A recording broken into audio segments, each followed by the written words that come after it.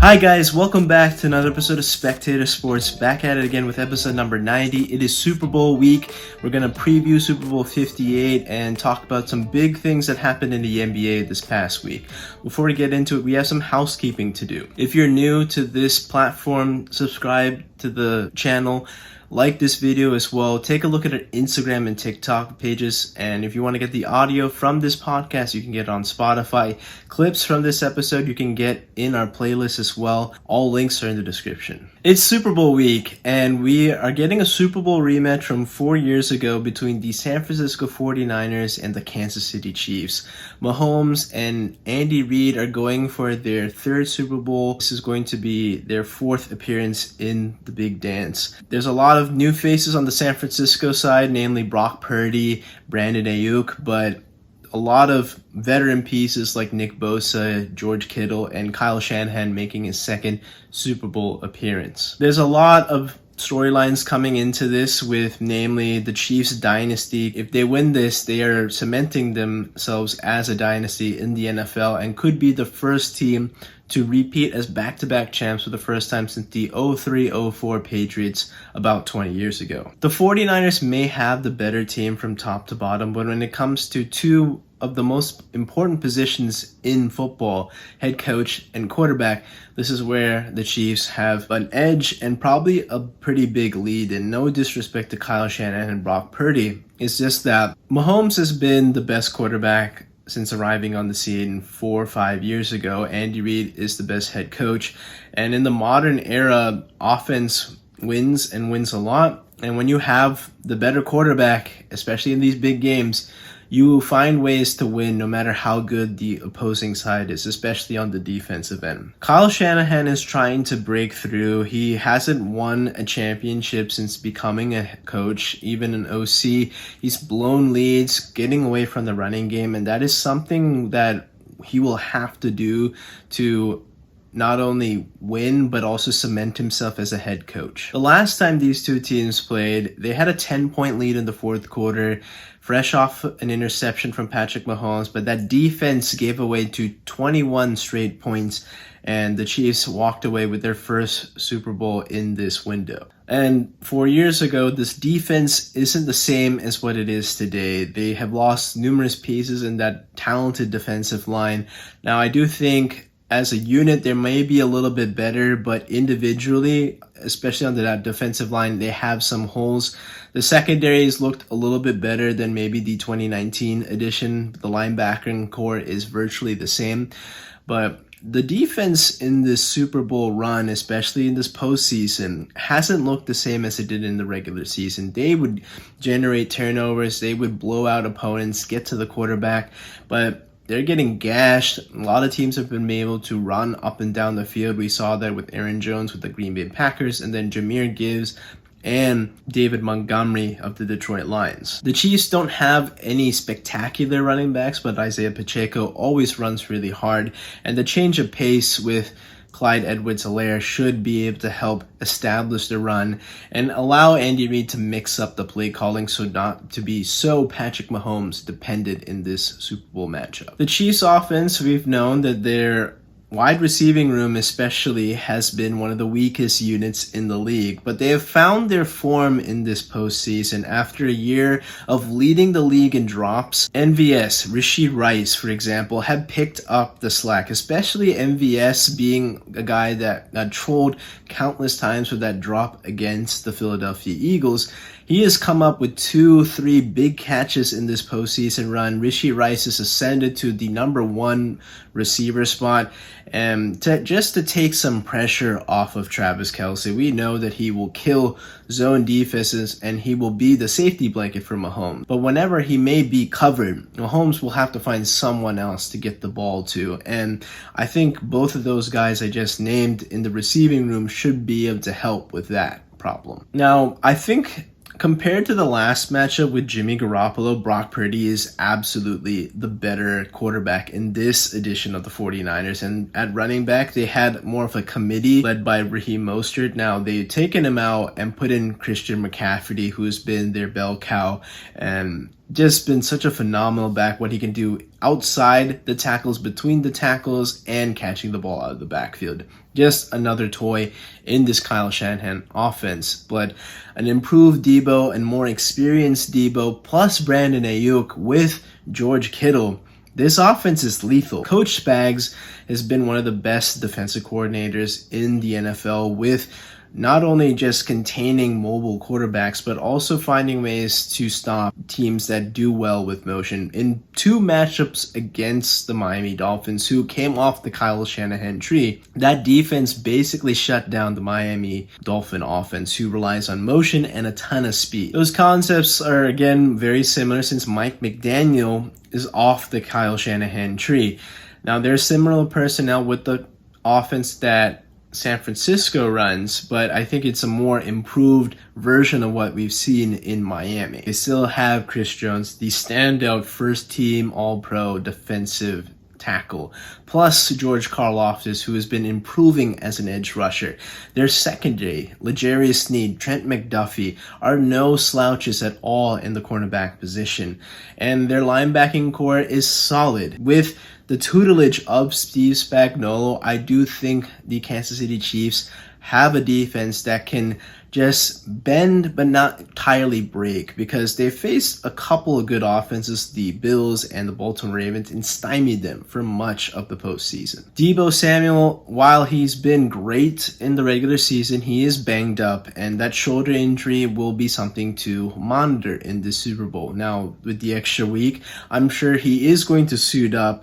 It's just a matter of, again, how effective and how much can he be used. He will probably give it up all on the line. That is true. But how effective will he be? How much can he take after getting pounded, punched, hit across the middle? Whenever he's taking the ball, whether it's a handoff, a screen, a slant, he's going to get hit. And can he get up from those hits? The 49ers have been the best team in the NFC, and despite them having the easier road, they have struggled because they've had to come back from deficit after deficit. And some of that you can attribute to mistakes, play calling, some mistakes from Brock Purdy, but he's atoned for that on the back end, leading the 49ers to comeback victories. Against Mahomes and the Chiefs, you will have to bury them, because like the Bucks did in 2020, that was the time where Mahomes just could not wriggle himself free and rally the Chiefs. This is going to be a very tight affair. I know the points right now is about 1.5, 2.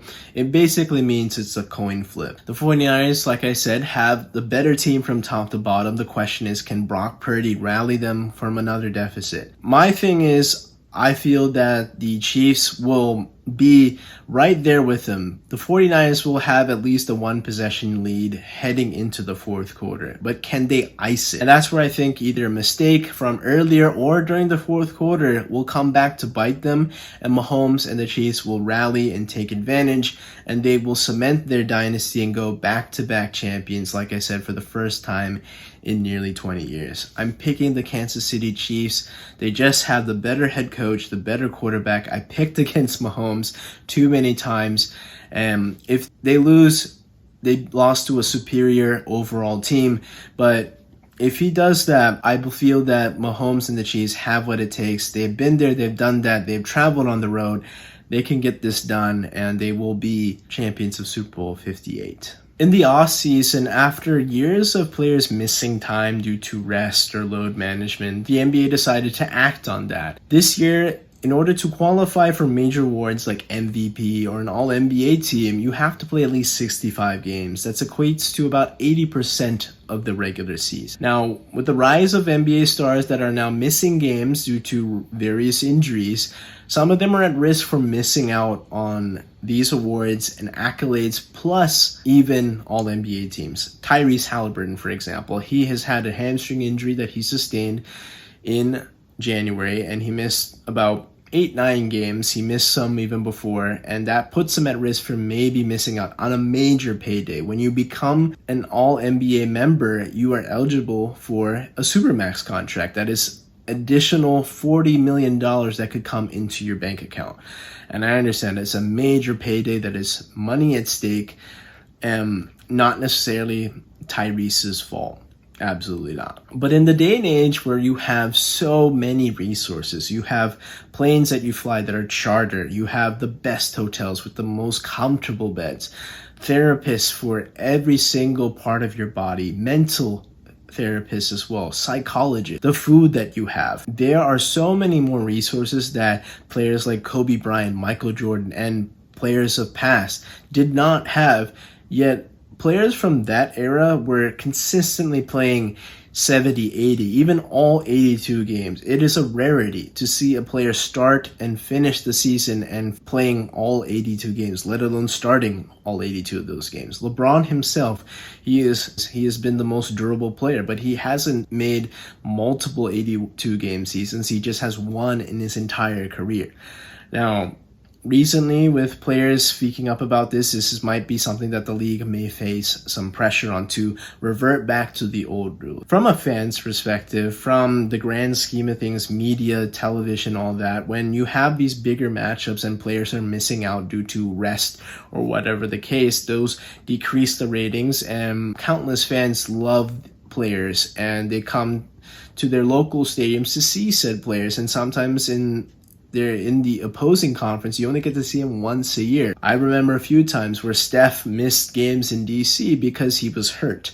That's not Steph's fault, but it is certainly disappointing when you have those tickets, and sometimes those are Christmas presents or something that a family likes to do, but they can't because last minute injuries. And I understand injuries happen, but rest, for example, load management, those are just things that I don't deem excusable for a player to miss from an outside perspective. And for the team, that might be beneficial because they have ideas to preserve their chances for the postseason. Sure. But from the NBA product, I do understand, and I would love to see this 65 game be in place as is, because it is installing a precedent that availability is the best ability. Unfortunate news came out of Philadelphia when there was a collision where Jonathan Kuminga had to dive for a basketball and that subsequently took out Joel Embiid's knees. Now, was that play dirty, intentional? I do not think so. That is a basketball play.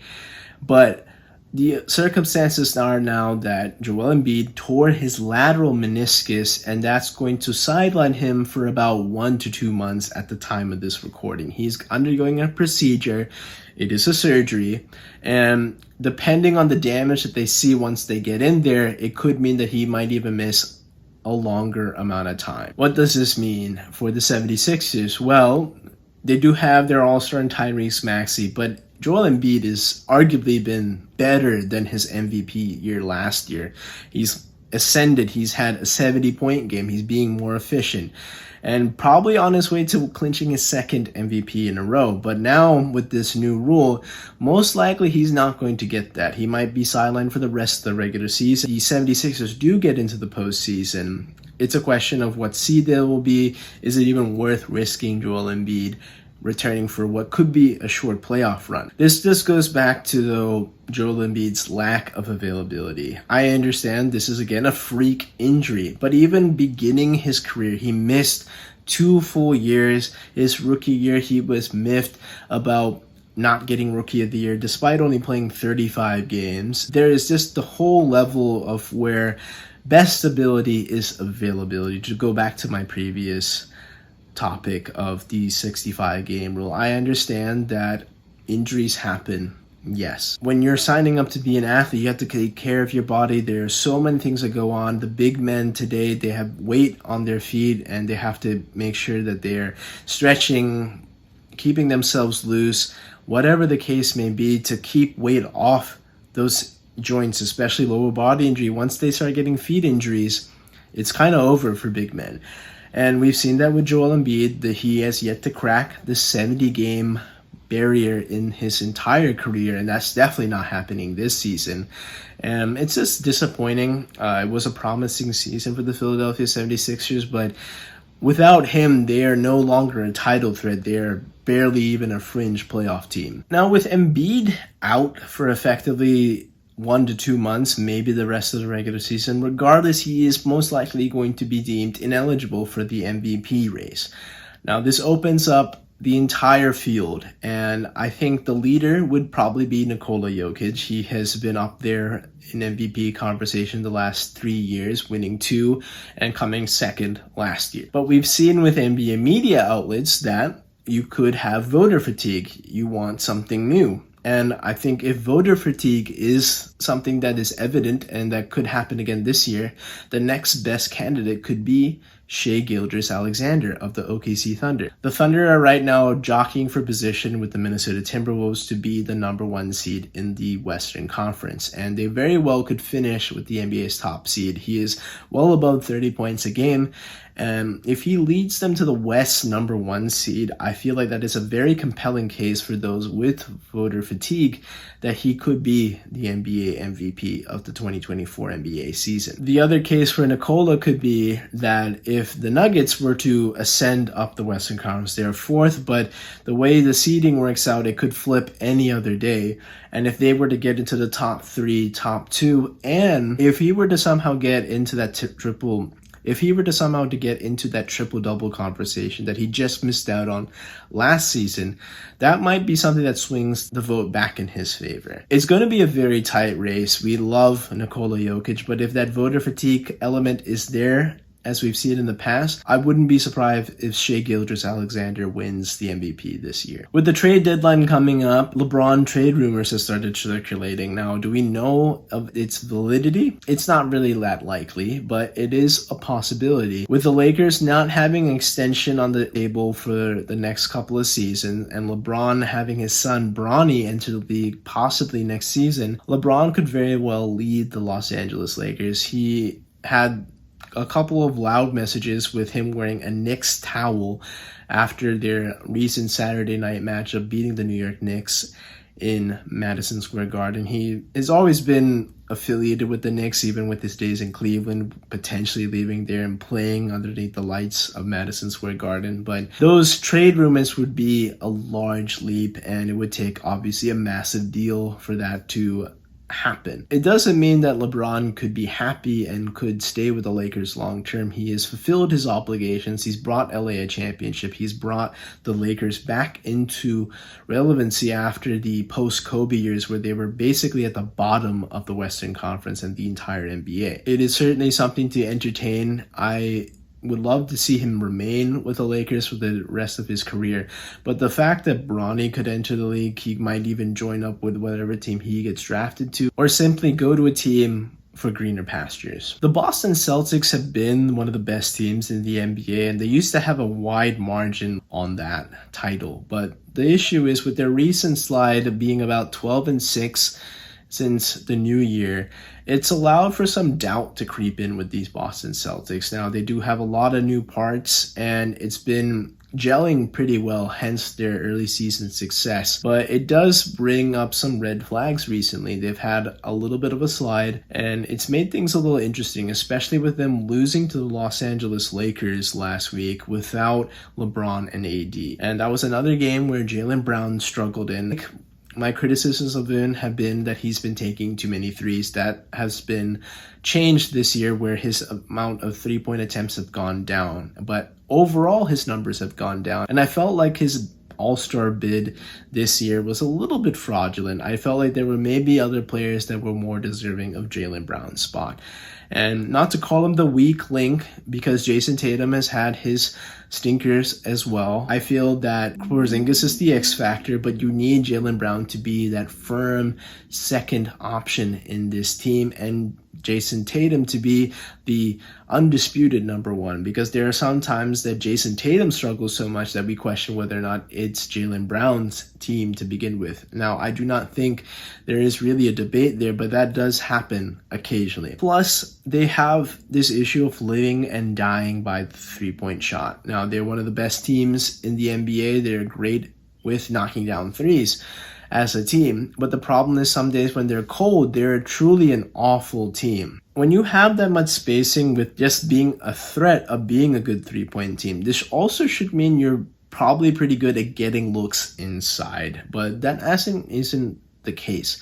They struggle with two-point baskets. We saw that in the 2022 finals, that 2-point field goals were something of an Achilles heel for the Boston Celtics. Now, this is absolutely something to take a look at in the next upcoming months leading up to the postseason. But for guys like Porzingis, who are great on the perimeter and also sometimes 10 feet and in, they need to establish more of an inside presence, maybe get another body as well who can bang and take some pressure off of Porzingis, who likes to be a little bit more on the perimeter and on the elbow take jump shots, which he's effective at. But they need more of a paint presence, take advantage of those easier looks, and convert. That's simply the formula. With how the East is shaking out, the Bucks are still trying to onboard Doc Rivers. I do think that the Celtics still have what it takes to be the East best team and also be in the NBA Finals. The Clippers are 25-5 since the start of December, and that is equivalent to being the best team in the NBA. After that early season slide with James Harden, they went on this dubious losing streak, but since have responded quite well. James Harden is comfortable and seems to be that missing piece in this Clippers formula. Now, the other element of the Clippers has always been health. Kawhi Leonard, Paul George have been banged up for their entire Clippers tenure, and if they are able to be available and healthy, this team could very well make it to the NBA Finals for the first time in franchise history. They have all the pieces, they have the depth, they have the efficiency, and they have the right head coach in Ty Lue. It's just a matter of getting all these pieces to align to being a finals contender. Recently, Kevin Durant has had some pushback about his lack of mention in the greatest of all time basketball conversation. Me, frankly, I'm having trouble putting him into the best scorer of all time, because recently with his inability to be available has derailed what could have been a career where he could have finished his career as the all-time leading scorer. It probably won't happen. He will probably be a top 7, top 5 scorer even, but I don't see him eclipsing that mark that LeBron is still hitting at this moment. Durant has been one of the best players, and he will absolutely be a first ballot Hall of Famer. But with him forming a super team, leaving the team that beat him after blowing a 3-1 lead, joining up with the Golden State Warriors, basically creating this monopoly on the league, no one to effectively challenge the Golden State Warriors for that 3-year run. He had the most fraudulent set of championships that he had. With him leaving them, going to Brooklyn, failing there, and now leaving Brooklyn to go to Phoenix and hasn't gotten past the second round, remains to be seen whether or not his success at Phoenix will come into anything of fruition. At this moment, without him proving that he can win a championship without the Golden State Warriors system, it's a huge stain on the GOAT debate, and it remains to be seen because it further gets stained because the Warriors have won before and after KD. We haven't talked about wholesome content, and I wanted to bring this back, and I think a great piece of wholesome content is Mark Andrews. Mark Andrews is an avid supporter of those with type 1 diabetes, as he already has the disease himself. He has the insulin pump. He tests himself regularly to make sure that his blood sugar is on regular levels. Now, on a flight over to Phoenix, a fellow passenger suffered from low blood sugar, and immediately stepping in, assisting a nurse and doctor that attended to the passenger, he asked whether or not did you check the blood sugar, and effectively after handing them the test kit, showing them how it works, offering the passenger some type of refreshment to boost that blood sugar, help save that passenger's life. And for a guy that is a huge advocate, spreads awareness of type 1, wears that on his sleeve, I love to see that. Kudos to Mark Andrews, great human being, and wish him nothing but the best in his career going forward. So that's it for this episode of Spectator Sports. Thank you so much for tuning in. Remember to like this video, subscribe to the channel if you haven't done so already. Take a look at our Instagram and TikTok pages. You can get clips from this podcast all in our playlist or also on those platforms. You can get the audio as well from Spotify. All links are in the description. Shout out to Joey for editing this podcast, and I'll catch you on the next one. Take care.